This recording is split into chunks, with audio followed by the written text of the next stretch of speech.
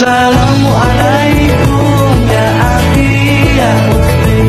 Assalamualaikum ya akhi ya ukhti.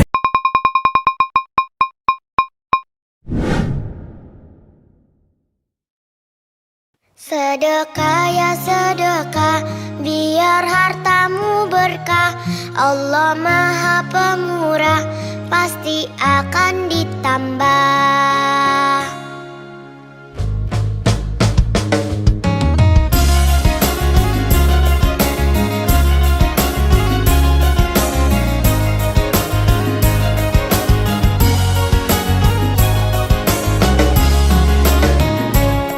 Allah Maha Kaya, Allah Maha segalanya. Jangan kau takut miskin harta. Indahnya saling berbagi, indahnya saling memberi. Allah jamin pasti kembali. Hartalah titipan, jangan salah digunakan. Awas jangan sampai tergoda oleh setan. Sedekah yuk sedekah, biar hartamu berkah. Allah Maha Pemurah, pasti akan ditambah. Sedekah yuk sedekah, biar hartamu berkah. Allah Maha Pemurah, pasti akan ditambah.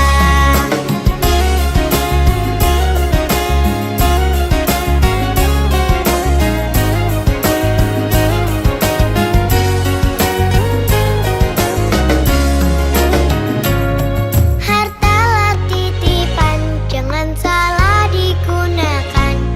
Awas jangan sampai tergoda oleh setan. Sedekah yuk sedekah, biar hartamu berkah. Allah Maha Pemurah, pasti akan ditambah. Sedekah yuk sedekah, biar hartamu berkah. Allah Maha Pemurah, pasti akan ditambah. Sedekah yuk sedekah, biar hartamu berkah. Allah Maha Pemurah, pasti akan ditambah. Sedekah yuk sedekah, biar hartamu berkah. Allah Maha Pemurah, pasti akan ditambah. Ya Fatahu ya Rozak, ya Fatahu ya Rozak, ya Fatahu ya Rozak, ya Fatahu ya Rozak. Marhaban ya Ramadan, marhaban ya Ramadan, marhaban ya Ramadan, marhaban ya Ramadan. Dalam bersahur ada pahala, dalam berbuka alangkah indah. Menahan diri, menahan lidah, menjaga hati, menjaga mata. Banyakkan amal hari-harinya, pahala datang berlipat ganda. Berlomba-lomba untuk ibadah, dunia bahagia surga nantinya. Sohibul Hajat, takjil berkah puasa 10 dan 14 Maret tahun 2025.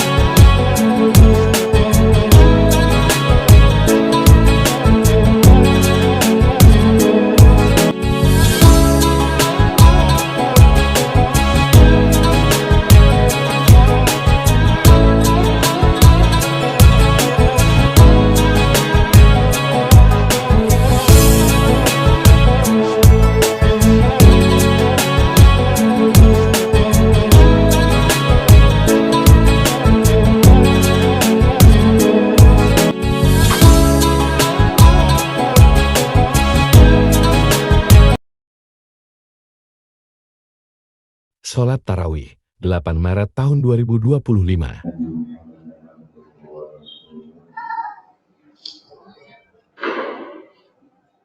يا أيها الذين آمنوا اتقوا الله حق تقاته ولا تموتن إلا وأنتم مسلمون. صدق الله. Hadirin para sekalian yang beragama Islam, artinya bahwa kita menjadi seorang Muslim, menjadi seorang mukmin, otomatis kita wajibkan hanya kepada Allah Subhanahu wa Ta'ala, dan juga kita punya suri tauladan, yaitu Rasulullah Muhammad Sallallahu Alaihi Wasallam. Kemudian juga kita diwarisi, ditinggali oleh Rasulullah Muhammad Sallallahu Alaihi Wasallam berupa pedoman hidup, yaitu Al-Quranul Karim. Ini adalah nikmat yang tiada tandingnya. Kalau kita memang mau mengharap untuk nanti dalam kehidupan menyongsong kehidupan yang sesungguhnya, yaitu kehidupan di akhirat. Hadirin rahimahullah, insya Allah sedikit saja yang kami sampaikan. Kami mengganti dokter seperti ini, dan tentu sesuai atau benar menurut Al-Quran atau menurut Al-Hadis. Definisi menurut manusia belum tentu benar menurut Allah dan Rasulnya. Jadi sahabat itu bertanya kepada Rasulullah Muhammad Sallallahu Alaihi Wasallam, ayyul mu'minina najis. Ya Rasulullah, orang mukmin manakah sih yang dinamakan, yang dikatakan sebagai orang mukmin yang cerdas? Orang mukmin manakah sih ya Rasulullah yang lalu bagaimana kalau menurut Rasulullah Muhammad Sallallahu Alaihi Wasallam, ayyul mu'minina najis? Mukmin manakah sih ya Rasulullah yang dikatakan orang mukmin itu sebagai orang yang beriman, yang cerdas? Kemudian kata Rasulullah, yaitu aksaru lil mauti dzikra wa ahsanuhum lima ba'dahu isti'dadan ulaika al-ahyas. Jadi orang mukmin yang cerdas itu adalah satu orang itu orang mukmin. Warahmatullahi wabarakatuh.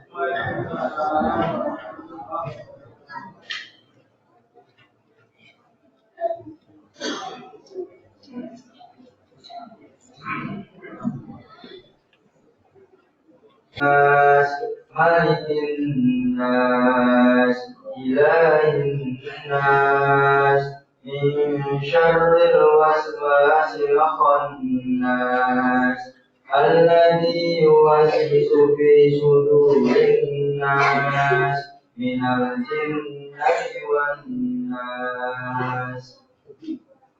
Allahu Akbar.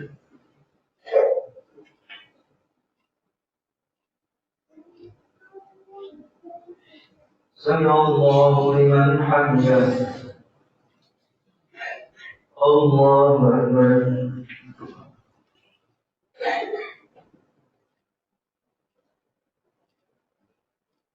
Allahu Akbar.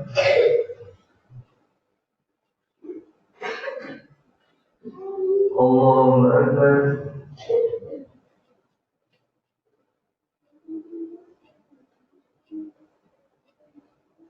Allahu Akbar.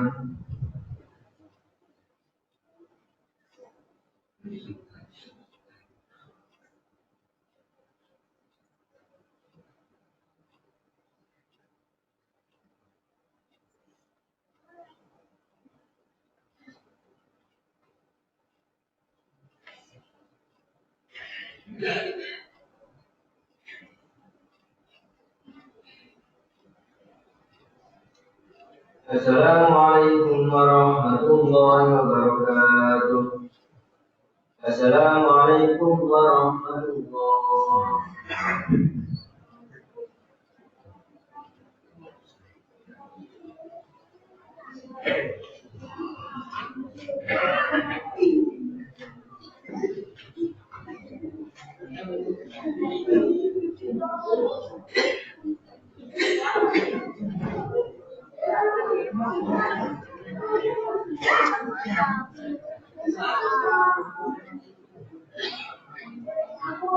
Sholat Jumat 14 Maret tahun 2025.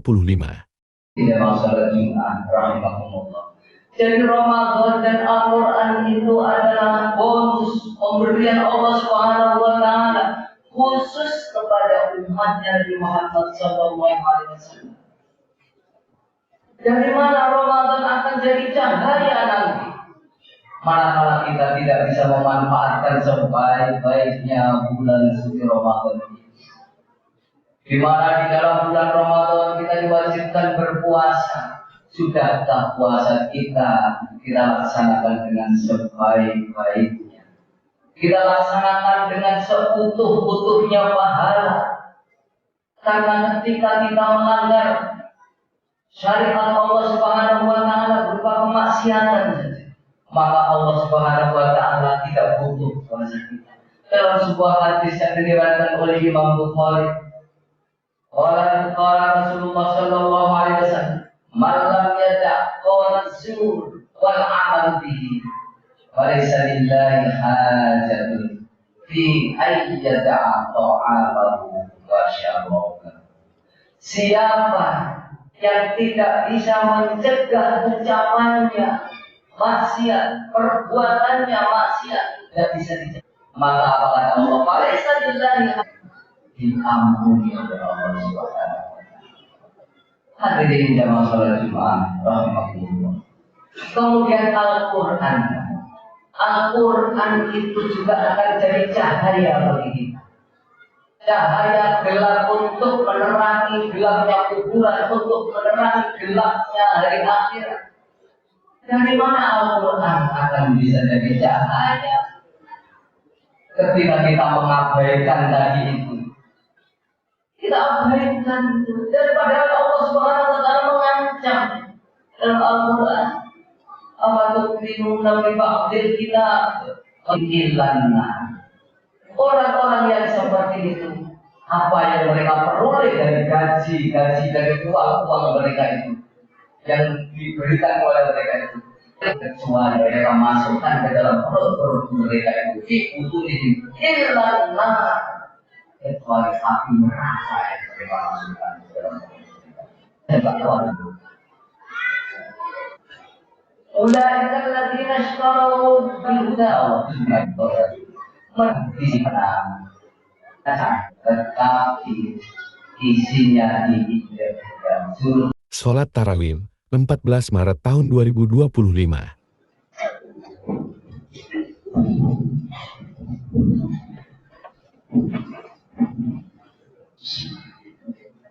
Assalamualaikum warahmatullahi wabarakatuh. Alhamdulillahirabbil alamin wa bihi nasta'inu ala umuri dunya waddin.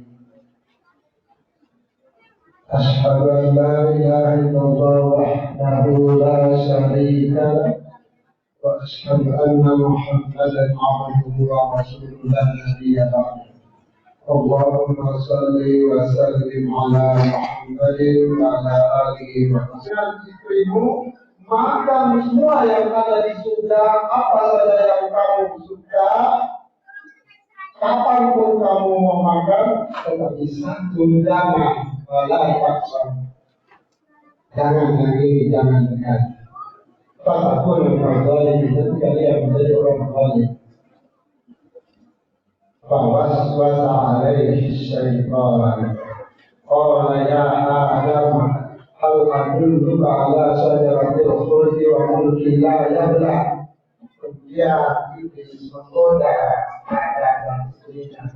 Ya Adam, hal lakum juga, maka saya beritahu kepadamu. Ada saya mau kekal, mau hidup kekal, mau sehat selamanya, mau merasa tak sakit. Apa yang Allah berikan begitu banyak kita belum puas, sehingga kalau bukan hak kita, kita ambil. Kita lihat di televisi dan di media sosial, orang yang gajinya per bulan bisa 500 juta, tetapi masih korupsi ratusan triliun. Itu karena seperti Adam, semua boleh dilakukan kecuali satu.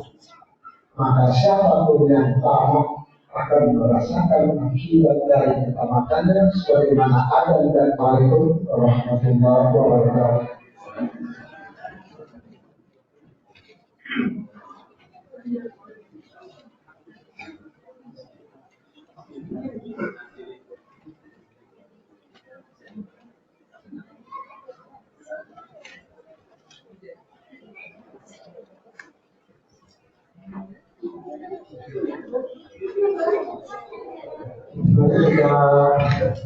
Sudah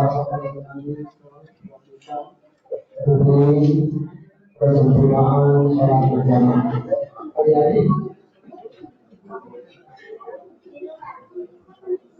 Hari-hari boleh itu tapi tidak ada tersidah. Ya, jadi tidak semuanya.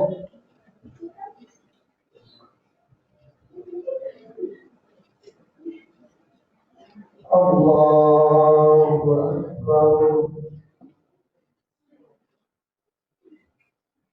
Alhamdulillahi Rabbil Alamin. Ar-Rahmanir Rahim. Maliki Yawmiddin. Iyyaka na'budu wa iyyaka nasta'in. Ihdinas siratal mustaqim. صراط الذين أنعمت عليهم غير المغضوب عليهم ولا الضالين. آمين. ولقد آتينا لقمان الحكمة أن اشكر لله ومن يشكر فإنما يشكر لنفسه ومن كفر فإن الله غني حميد. وإذ قال لقمان لبنيه وهو يعظه يا بني لا تشرك بالله إن الشرك لظلم عظيم. الله أكبر. سمع الله لمن حمده. الله أكبر.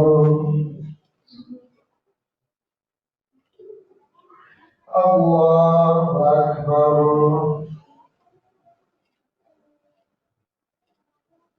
الله أكبر.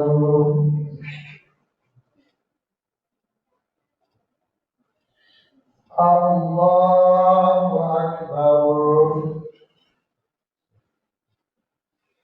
الحمد لله رب العالمين الرحمن الرحيم مالك يوم الدين إياك نعبد وإياك نستعين اهدنا الصراط المستقيم صراط الذين أنعمت عليهم غير المغضوب عليهم ولا الضالين. آمين. إن الله عليم خبير. سمع الله لمن حمده. الله أكبر. الله أكبر.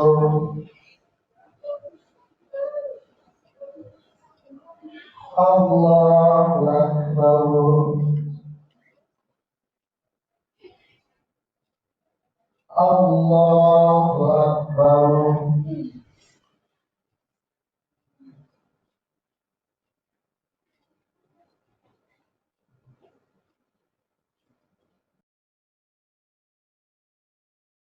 Video pembelajaran.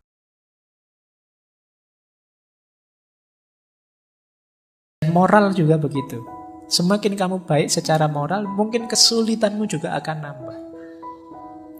Kamu semakin murah hati, mungkin diuji dengan kesulitan lebih besar daripada ketika kemarin kamu pelit. Kemarin pelit, temanmu menjauh semua. Sekarang murah hati, temanmu deket semua, temanmu ya utang semua, moroti semua. Itu kan lebih sulit kamu. Tapi tidak apa-apa, kamu jadi lebih tangguh sekarang. Jadi itulah kalau bahasanya kaum Stoik kemarin, polanya, sunnatullahnya dalam hidup ini. Jadi kalau teman-teman ngerti rumus-rumus ini, itu penderitaan apapun termasuk patah hati akan lebih terasa ringan, tidak terlalu berat. Baik, jadi kita mulai terbuka, ada beberapa wawasan yang menarik yang ditawarkan oleh para sufi untuk menawarkan patah hati kita, kesedihan kita. Oke, kita lanjutkan. Sekarang kita masuk ke gurunya Jalaluddin Rumi, Syekh Syamsuddin At-Tabrizi. Syekh Syamsu Tabriz. Ini sebelum ke Rumi ya, kita masuk ke beliau sebentar. Kata beliau begini, apapun yang terjadi dalam hidupmu, tidak peduli betapapun sulitnya hal itu, jangan memasuki lingkungan keputusasaan. Bahkan ketika semua pintu tertutup, Tuhan akan membuka jalan baru hanya untukmu. Berterima kasihlah. Sangat mudah untuk bersyukur ketika semuanya baik-baik saja. Tetapi seorang sufi bersyukur tidak hanya atas apa yang telah diberikan kepadanya, tetapi juga atas semua yang telah tertolak darinya. Nah, ini levelnya seperti Syekh Hasan Basri dan kawan-kawan tadi. Apapun kesulitanmu, seberat apapun bebanmu, kamu ingat-ingat satu rumus final ini, jangan putus asa. Itu saja. Ini gawang terakhir. Jadi kalau sepak bola itu, ini jangan sampai bobol. Bahwa pemain lapangan tengah jatuh, jungkir balik, backnya juga pontang-panting, tidak masalah. Tapi jangan bobol gawangmu terakhir. Gawang terakhirnya apa? Putus asa. Begitu kamu putus asa, itu tanda bahwa kamu tidak percaya lagi kepada Allah. Kamu lupa bahwa ada Allah. Yang bagi Allah apa sih yang tidak mungkin? Orang yang putus asa itu kan sering pakai kalimat-kalimat, buntu sudah semua jalanku, gelap duniaku, aku gimana lagi ini? Kamu lupa masih ada Tuhan, masih ada Allah. Jadi Syekh Syamsu Tabriz mengingatkan kita, apapun kesulitanmu, apapun bebanmu, jangan biarkan gawangmu yang terakhir ini bobol, yaitu keputusasaan. Makanya putus asa itu kan kalau dalam Al-Quran disebut kekufuran. Karena apa? Karena orang yang putus asa berarti dia melupakan Allah atau tidak percaya dengan kekuasaannya Allah. Kata Syekh Syamsu Tabriz, meskipun semua pintu rasanya tertutup, Allah masih bisa kok. Bukan membuka pintu, bahkan membuat pintu baru Allah bisa. Yang tidak terbayangkan mungkin selama ini olehmu. Jadi tidak mungkin Pak lewat ini, lewat itu, lewat ini. Jalan yang saya hitung itu tidak ada yang beres. Itu kan hitunganmu. Jadi bagi Allah apa yang mustahil? Wong dari Masjidil Haram ke Masjidil Aqsa, dari Masjidil Aqsa ke Sidratul Muntaha, yo bisa dalam waktu semalam. Meskipun di medsos banyak orang yang mendebat, masuk akal, masa namanya mukjizat ya memang tidak masuk akal. Kalau masuk akal ya tidak mukjizat namanya. Jadi memang tidak harus masuk ke akalmu. Kalau bisa terjangkau oleh pikiranmu, oleh akalmu, itu masih biasa. Wong ini peristiwa luar biasa kok. Jadi banyak kemarin saya baca di medsos itu, naik ke langit ke-7, langit itu apa? Pikirannya kan aneh-aneh. Jadi tidak masuk akal saya. Ya memang tujuannya tidak untuk dimasukkan akal. Akalmu tidak nyampe. Jadi ini peristiwa luar biasa kalau definisinya khorikul adat. Beda dengan adat. Memang tidak cocok dengan hukum alam sunatullah sain yang kamu pelajari. Itulah mengapa disebut mukjizat. Video pembelajaran. Senanglah, bahagialah dalam hidupmu. Ojo kokean sumpek. Tadi rumusnya sudah banyak. Hidup kita kan sesuai yang kita pikirkan. Saat engkau bangun pagi, katanya Markus, pikirkanlah betapa istimewanya kamu masih bisa hidup, masih bisa berpikir, iso ngaji filsafat, iso sarapan, ngerokok, ngopi, dan masih bisa mencintai. Loh iya kan? Lu istimewa, lu alhamdulillah kamu masih bisa mencintai. Ada orang yang bangun pagi mikir menyerang orang yang dibenci. Kamu masih bisa cinta sama siapa, masih bisa say hello, masih bisa bilang miss you, masih bisa bilang sudah tidur apa belum, masih bisa bilang bersyukurlah. Ya kan? Setiap kali bangun tidur bersyukurlah. Kenapa? Masih diberi kesempatan hidup lagi. Tidak ada jaminan loh begitu kamu tidur terus bisa bangun. Kamu sendiri kan tidak bisa mengatur dirimu biar pokoknya besok saya harus bangun. Tidak bisa. Ternyata bangun atau tidak tergantung dirimu. Maka bersyukurlah. Begitu bangun kamu masih bisa sadar, masih bisa mikir, itu kenikmatan luar biasa. Bersyukurlah. Masih bisa menikmati hidup, masih bisa minum, makan. Yang lain mungkin sudah dilarang makan ini, dilarang makan itu, kamu masih bebas, bersyukurlah. Paling tidak kamu masih bisa mencintai seseorang. Nah, rayakanlah hidupmu. Wajahmu jangan kayak wajah orang susah terus. Ya, hidup kita ini menyenangkan kok. Oke. Terimalah segala sesuatu yang diikat oleh takdirmu. Cintailah orang-orang yang ditakdirkan bersamamu dan lakukan dengan sepenuh hatimu. Hidupmu akan nyaman. Dapat apa saja diterima, dinikmati. Makan di angkringan, dinikmati, ya enak. Ada yang neraktir di restoran, alhamdulillah ya lumayan enak. Semuanya enak, mana sih yang tidak enak, apalagi kalau ditraktir. Jadi bersama siapapun dinikmati, tidak usah milih-milih teman. Yo, setiap orang punya karakter, punya gayanya sendiri. Tapi kan ada yang jahat, Pak. Ya, jahat silahkan jahat, tapi kan tidak mengotori jiwamu. Karena kalau kamu saya pinginnya teman itu baik semua, Pak, sama saya peduli semua, itu mimpi, tidak mungkin. Ya kan? Kalau dihitung teman yang peduli sama kamu sama yang cuek, insya Allah lebih banyak yang cuek.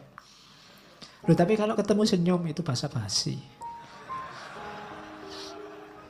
Ya, setiap orang disibukkan nomor satu dengan hidupnya sendiri masing-masing. Jadi rayakanlah hidupmu, jangan terlalu sumpek. Jangan memimpikan apa yang tidak engkau miliki. Namun akuilah anugerah atas apa yang engkau miliki, lalu bersyukurlah sambil mengingat, tulisannya salah itu. Sambil mengingat betapa engkau akan sangat memimpikan apa yang kau miliki sekarang kalau engkau tidak memilikinya. Kamu pegang HP, syukurilah. Tidak usah mimpi pegang HP yang lebih mahal dengan kualitas lebih baik. Kamu punyanya HP ini, mikirnya dibalik. Seandainya HP kayak gini saja aku tidak punya, aku mesti mati-matian ingin beli HP yang kayak gini. Loh. Punya pacar kok tidak terlalu cakep. Mikirnya juga begitu. Kalau kamu mikir, kok nyari yang lebih cakep lah, kamu mimpi. Mikirnya dibalik. Seandainya yang kayak gini saja aku tidak dapat, mesti aku ngejar-ngejar yang kayak gini juga. Nanti kamu jadi bersyukur. Gitu loh. Iya, mikirnya dibalik. Itu membuat kamu bersyukur. Kuliah dapat nilai C misalnya, C kan batas minimal kamu lulus, itu kan, waduh kok tidak dapat A ya, wah itu kamu akan sumpek. Kenapa? Kamu mimpi yang kamu tidak punya. Mimpinya itu seandainya aku dapat E, aku mesti akan mengejar-ngejar, seandainya dapat C pun cukup. Nah itu kamu lebih bahagia. gitu loh. Makan kok cuma dengan tempe saja, tidak ada yang lain. Nah, itu mikirnya kamu jangan ayam, tapi mikirnya seandainya adanya cuma nasi, mungkin ada tempe satu aja aku sudah senang. Ah, itu jadinya kamu bersyukur punya tempe itu. Itu caranya merayakan hidup. Kalau tidak begitu kamu akan sumpek terus. Dan ingatlah bahwa engkau memiliki kuasa untuk mengistirahatkan dirimu kapanpun engkau inginkan. Kamu supirnya, kamu penguasanya hidupmu. Mau jalan, ayo jalan. Mau istirahat, istirahat. Tidak usah terkejar, nggak usah dikejar-kejar oleh ambisi, dunia, keterikatan dengan yang lain, yang macam-macam yang bikin repot. Menghabiskan energi, menghabiskan waktu. Engkau yang menguasai hidupmu, kapanpun ingin berhenti, saat ini juga kamu bisa. Ingin tidur sekarang boleh, istirahat sekarang boleh. Terus, jangan pernah khawatir tentang masa depan. Apalagi di usia-usia teman-teman ini kan biasa nih pikirannya masa depan, besok kawin sama siapa, kerja di mana. Kamu kan khawatir itu. Engkau akan bertemu dengannya kalau memang harus, dengan senjata yang sama yang hari ini menjadi bekalmu menghadapi masa kini. Dulu waktu kamu SMA atau SMP mikir kuliah, wah bisa ndak ya aku kuliah hari pertama kamu takut. Begitu dijalani kan kamu bisa. Besok juga begitu. Gak usah khawatir. Bisa ndak ya aku dapat kerja, bisa ndak ya aku kawin, bisa ndak ya punya anak. Iso. Ndak usah khawatir. Pasti bisa. Kekhawatiranmu dulu sekarang kamu jalani kan ya ternyata juga bisa. Ndak ada yang di luar kuasamu kalau tentang hidupmu. Makanya jangan galau dengan masa depan. Wong masa depan kayak tadi itu di luar jangkauanmu hari ini. Jadi pikirkan aja sekarang, nikmati hidup sekarang. Besok kamu akan punya senjata sendiri, punya kemampuan sendiri menghadapi situasi di masa depan. Itu uniknya manusia. Maka hidup itu rumusnya simple, receive without conceit, release without struggle. Kalau dapat sesuatu, terimalah tanpa harus membanggakan diri, membesarkan diri. Kalau harus kehilangan, lepaskanlah tanpa harus merasa sedih, mati-matian, sumpek. Jadi receive without conceit, release without struggle. Biasa saja. Hidup kehilangan sesuatu biasa. Wong dulu juga tidak punya, terus punya, sekarang hilang. Kalau dapat sesuatu, alhamdulillah, tapi ya tidak harus sombong. Kalau kamu bisa kayak gini, hidupmu nyaman.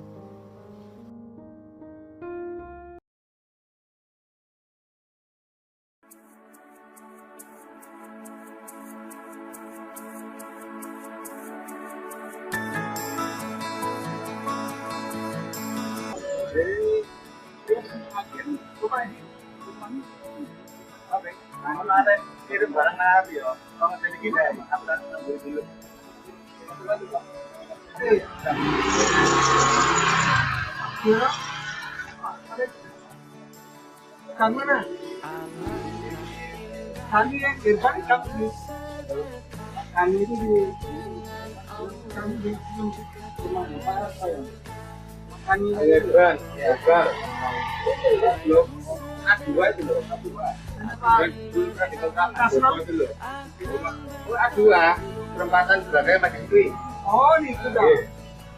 Terus lalu kalau saya tidak takut, langsung dia Pak, rumah Pak akan ganti. Paham kok Pak, paham itu. Ayo non. Pikir kamu dulu. Bukannya pakai. Mau tuh dia, mau untung itu. Untung. Dia ini nggak ada yang untung dia ini. Langsung dia apa? Rumah ya, makan gratis. Datang dia. Harganya itu 50.000 sekali. Makanya kena jembatan.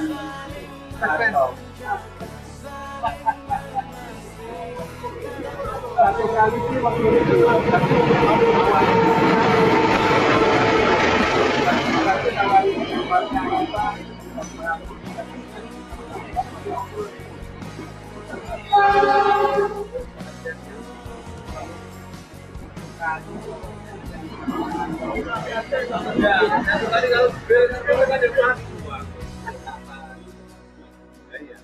kayak bil kan harus bola kan udah kalau lu nggak tahu ya kita tapi miring guys herbal jadi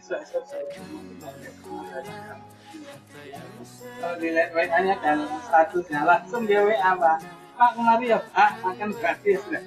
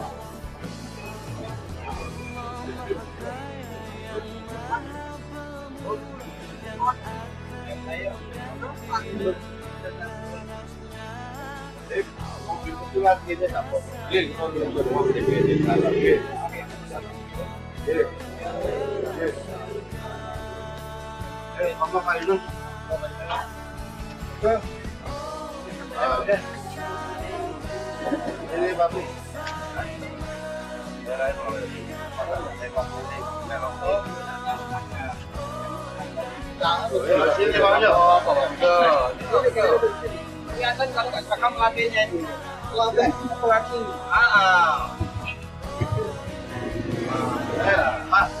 Assalamualaikum warahmatullahi wabarakatuh. Alhamdulillah pada ini kita untuk yang kedua kalinya di hari 6 bulan Ramadan kami dari Jumat Besar Masjid atau Perumahan Tempat Kerja ingin berbagi pada warga sekitar dan pada pengguna jalan di dekat Fikri berbagi takjil berkah. Ini berkat kerjasama dari Ketut Anur, kemudian Jumat Besar yang dikoordinir oleh Profesor Diono, di mana donaturnya bukan saja dari warga dan jamaah Rumah Taman Beberapa Indah, tetapi juga dari teman-teman Pak Profesor Diono dari Pekanbaru.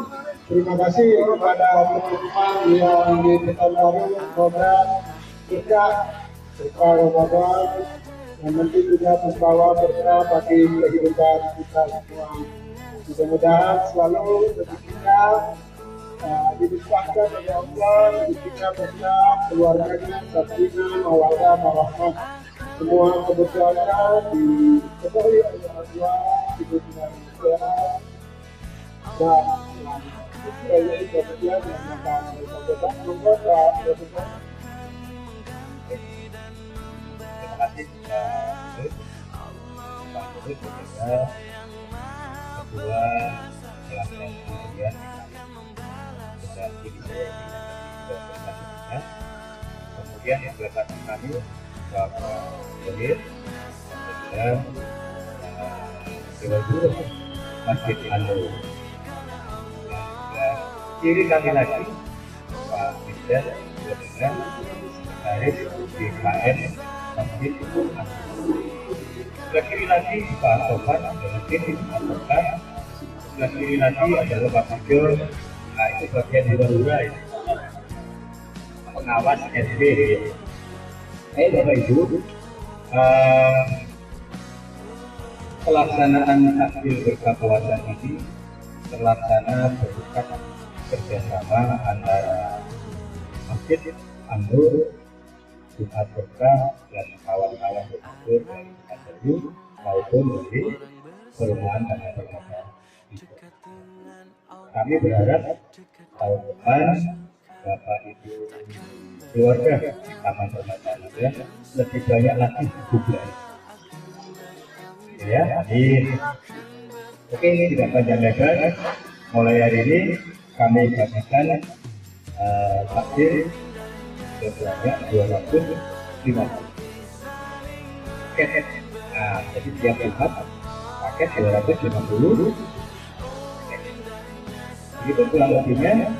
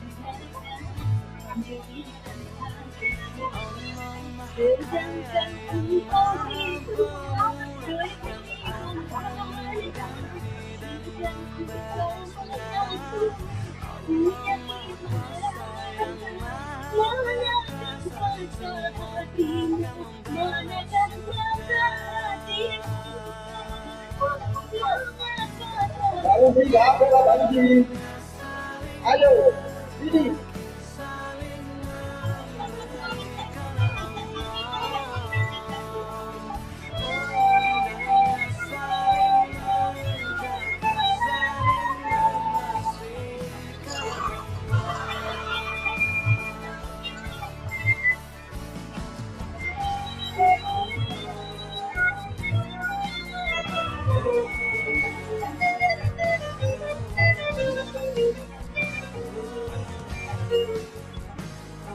Bila kau orang kau berkataku dan selama kau dikatakan musyriknya nyata.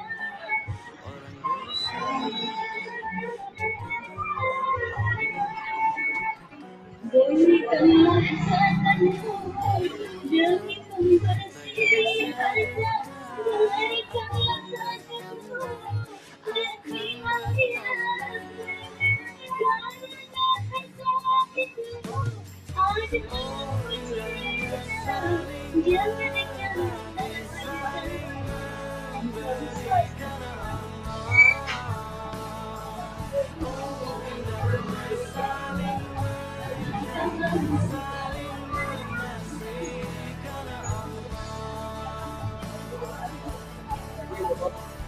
Halo, dulu, itu mata, dia, tiga.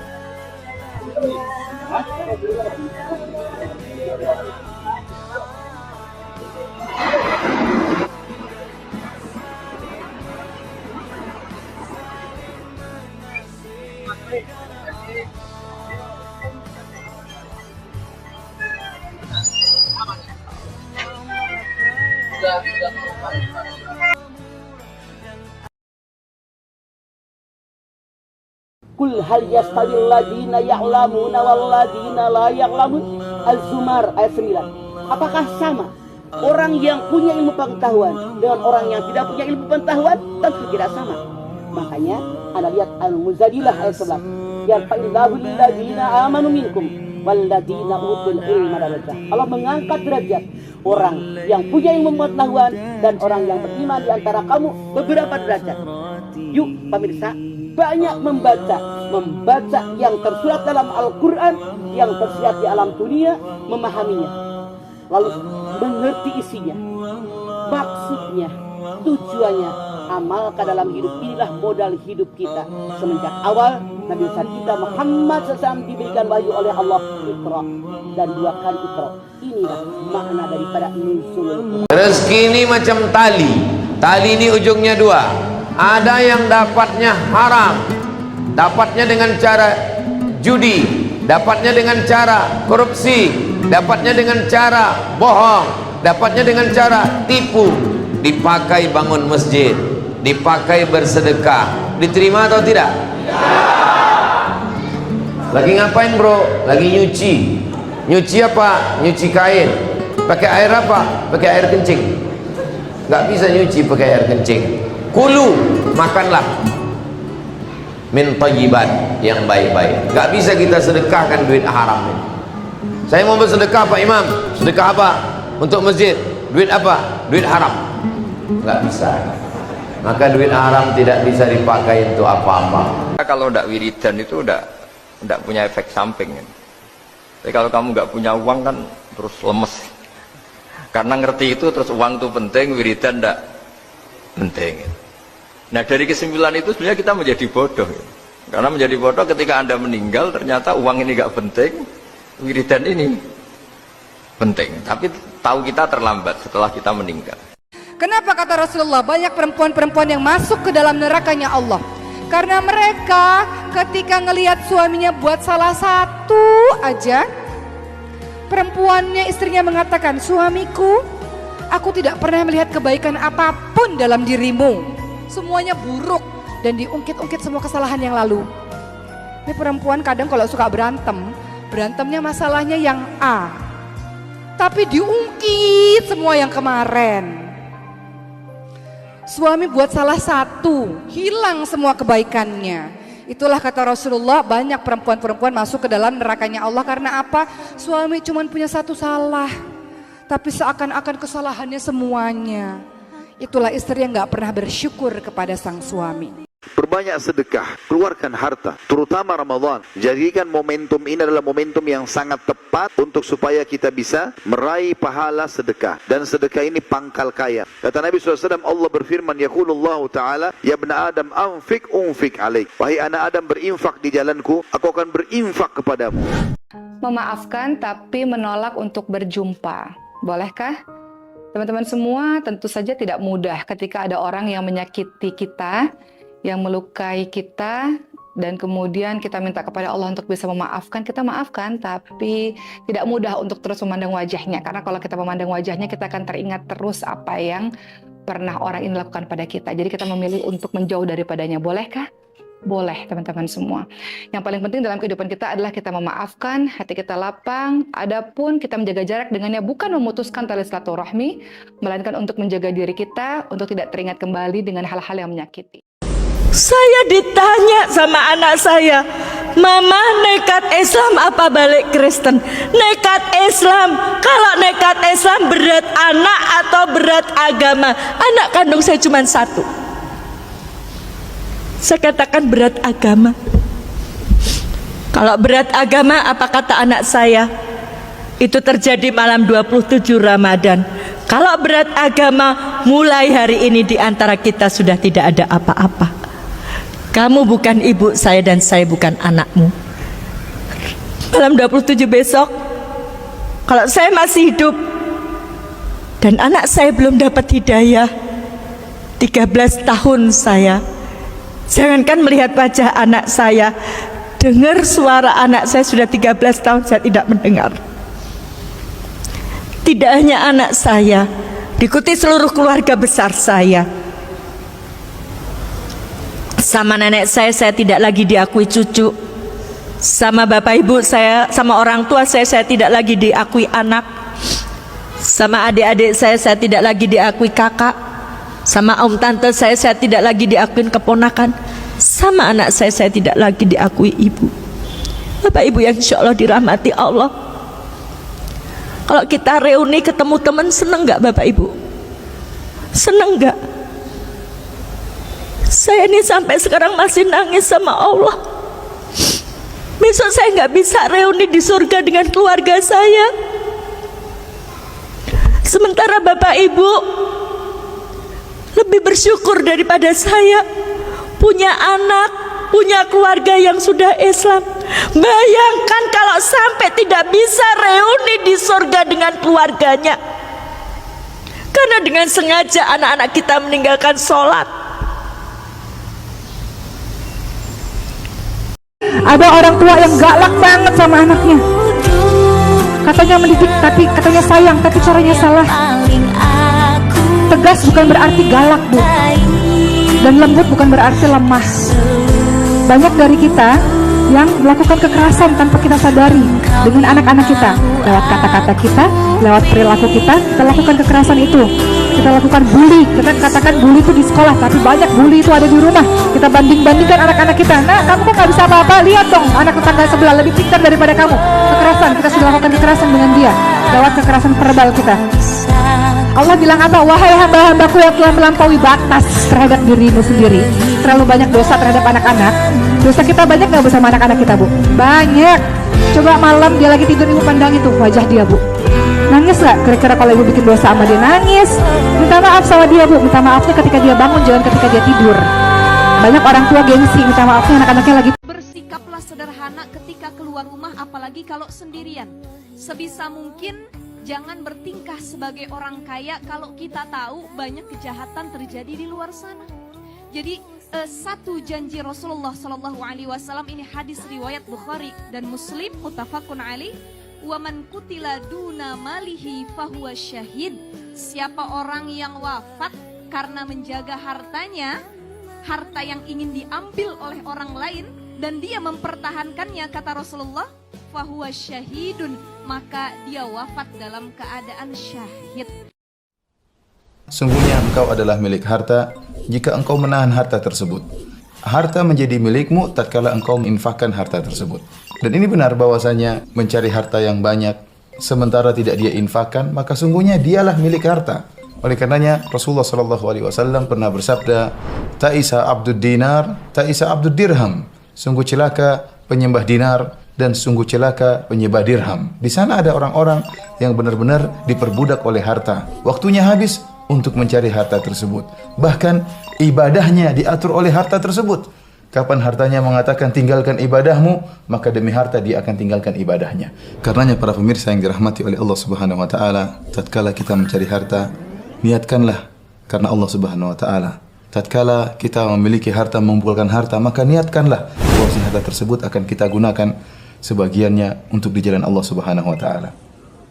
Firman ini sampai saya dibisikin Ustadz, setelah saya nonton di YouTube ceramahnya Ustadz tentang traktir, ini teman-teman semua pada berebut nih, saling traktir-traktiran gitu. Jadi nggak lagi nunggu temannya yang bayar, tapi dia yang bayar duluan.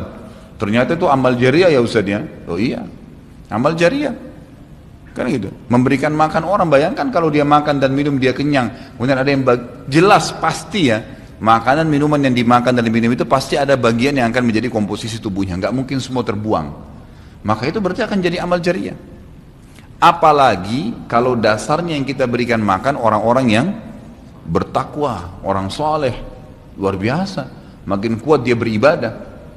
Ciri Nabi Ibrahim alaihissalam, Nabi Ibrahim itu malah luar biasa ikramnya, ya. Dia suka dengan tamu, sampai-sampai kalau dihidangkan makan, cirinya beliau nggak pernah makan sendiri. Pasti habis dihidangkan makan, dibuka pintu rumahnya, siapapun lewat dipanggil makan sama dia. PR kita, gimana caranya kita suka ngasih. Nah itu. Gimana jadi orang yang suka memberi. Makanya para sahabat itu kan ketika dikasih terus, gelisah gitu. Padahal halal, nggak masalah. Dan iri positif gitu loh. Pengen seperti saudaranya dalam kebaikan, tanpa berharap kenikmatan itu hilang dari saudaranya tersebut. Jadi orang-orang miskin di tengah para sahabat itu iri positif sama orang kaya, bukan karena orang kaya bisa membeli barang yang mereka nggak bisa beli, tapi ketika orang kaya bisa ngasih sedangkan mereka nggak bisa ngasih. Ketika orang kaya bisa ngasih sedangkan mereka dikasih, nah itu. Sakit di daerah leher yang kaku sampai ke punggung sampai ke pundak sini ya, kaku kayak gini, sakit sekali, jadi harus muter sama badannya itu nanti sekitar seminggu baru hilang kan gitu ya, atau 2 minggu baru hilang. Ini memang dosanya diingatkan oleh Allah Ta'ala bahwa kita, kalau yang sakit, kita itu termasuk orang yang kaku di dalam menanggapi bicara orang lain, pandangan orang lain, pikiran orang lain, kaku. Kalau itu ada sakit berarti selain kaku ada emosi. Nah, orang lain itu siapa? Karena memang ini adalah leher itu memang fleksibilitas, berarti memang kita termasuk orang yang nggak fleksibel istilahnya. Ini luar biasa dalamnya. Umar bin Khattab mengatakan, kalau sedang terjadi cobaan Allah padamu, kalau kau menerimanya, lagi sakit, ditipu orang, apalah, semua cobaan, lapar, yang lain-lain semua cobaan ini, kalau kau terima, maka kau akan dapat pahala, gitu kan? Kau juga akan mudah melaluinya, karena oh ini kan keputusan Allah, sudahlah, gitu lah. Kita jadi terima, dan kau akan dapat jalan keluarnya. Fa inna ma'al usri yusra. Setiap ada kesulitan ada kemudahan. Ini poinnya. Lalu beliau mengatakan, kalau kau tidak terima cobaan itu, maka kau akan berdosa, ya, karena menolak keputusan Allah, gitu ya.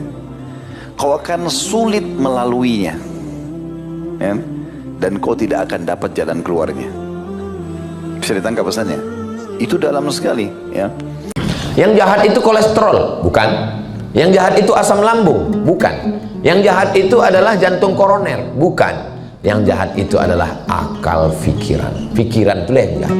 Nanti kalau kau pensiun, kau makan apa, anak kau makan apa, bini kau makan apa, kau nggak bisa jalan lagi, kau bisa ansuran kau banyak, semuanya kredit, mobil kredit, rumah kredit, bini kau pun hampir kredit. Yang jahat itu pikiran. Makanya apa yang membuat pikiran? Makanya ketika ke rumah sakit, kelihatannya bapak sudah jaga dietnya, makanannya sudah bagus, cuman bapak banyak pikiran. Nah, ini kita kasih obat ya. Ini obat penenang pak. Akhirnya pas dimakan berhenti berpikir. Pas bangun berpikir lagi. Nanti kita pensiun makan apa? Ah, makan lagi pak, katanya. Pas bangun pikir lagi. Nanti kalau aku begini mau makan apa? Anak macam mana, menikahkan anak macam mana, digaji tak naik-naik, ini belum cair lagi. Makan lagi pak, katanya, tidur lagi.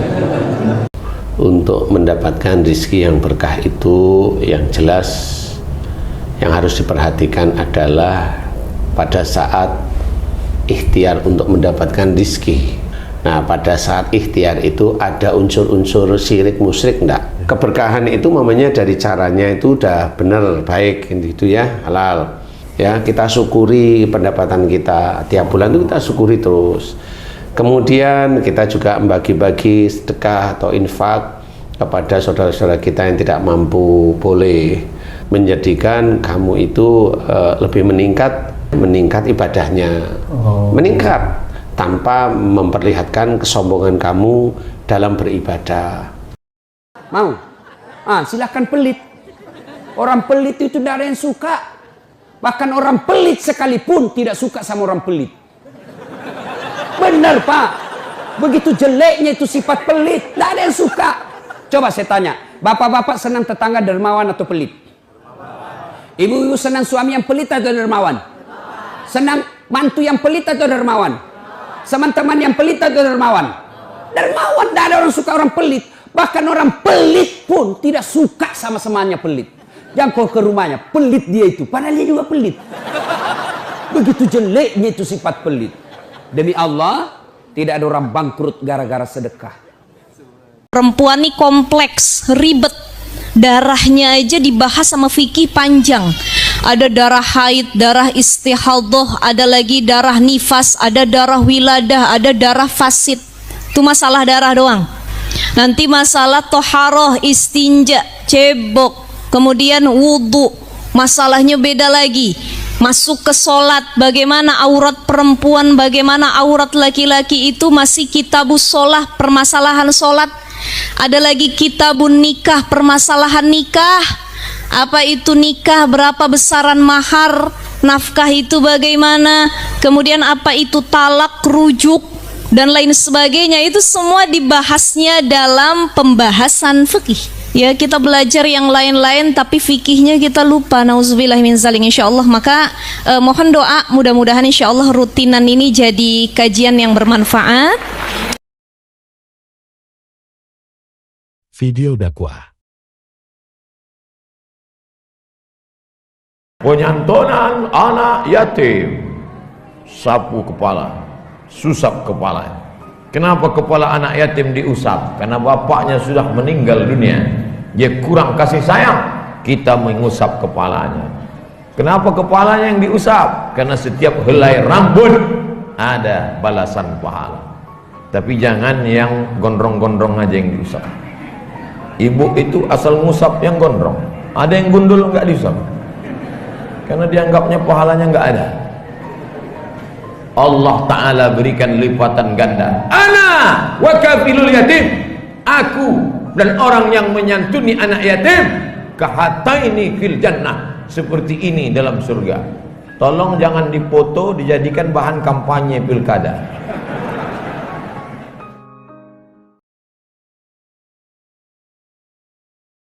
Video dakwah. Berapa batasan usia anak yatim? Pendapat yang pertama mengatakan la yutma ba'dal ihtilam, asal sudah akil baligh tidak lagi yatim. Asal sudah akil baligh tak yatim. So kalau ada ustaz berceramah, itu tidak yatim lagi karena sudah akil baligh. Ini pendapat yang pertama. Pendapat Ibnu Abbas, tetap yatim walaupun laba jangwi. Selama tak ada yang memberinya nafkah, maka dia tetap yatim. Saya pakai pendapat yang pertama, karena kalau dipakai pendapat kedua, semua yang berjanggut mengaku yatim. Penyantunan anak yatim datang, apalah berjanggut pak? Ambo ndak ada memberi nafkah, ambo yatim. Oleh sebab itu maka setelah akil balik tidak lagi yatim. Lalu yang SMP kelas 2 itu sudah mimpi, sudah akil balik. Kasihanlah kalau tidak dikasih santunan. Tetap dikasih santunan, tapi dari infak dan sodako. Jangan suruh balik santunan kepada anak yatim. Aku apa balik? Kasihan lah ya. Tetap kita kasih, tapi dari duit infak dan sodako. Bagaimana cara terbaik menyantuni anak yatim? Bulanan, periodik, atau bagaimana? Tiap bulan langsung transfer. Jangan dipajang di depan orang banyak.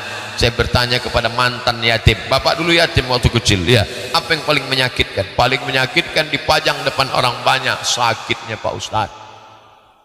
Kirim balik dari sini, pergi ke rumah-rumah anak yatim, tanya, bu, gimana? Tapi duit dari bapak, yang mengantar duitnya ibu. Jangan bapak ngantar duit, nanti berkelahi. Rupanya mak anak yatim cantik pula lah, berkelahi. Aku gara-gara Ustaz Somad kok. Balik dari sini pergi ke panti asuhan Muhammadiyah, panti asuhan Takdir Ilahi, panti asuhan, datang sana. Pak panti, ya, berapa anak sekolah yang belum bayar uang sekolah? Bapak mau bayar semua? Enggak, 2 orang aja. Kebetulan itu yang nggak mampu kan? Berapa uang sekolahnya sebulan? 50.000, 1 tahun 600.000. Nih 600 untuk setahun. Gitu. Jangan santunan anak yatim. Buka amplop 20.000. Santunan streaming pula tuh. Stream 20.000. Laknat Allah. Hasbunallah, hasbunallah wa ni'mal wakil. Ni'mal maula, ni'mal maula wa ni'man nasir. Selamat datang bulan yang siang harinya mulia, selamat datang bulan yang malamnya pun mulia, di mana nafas dan tidur kita pun mendapat pahala, dosa pun diampuni, doa pun diterima. Marhaban ya Ramadan.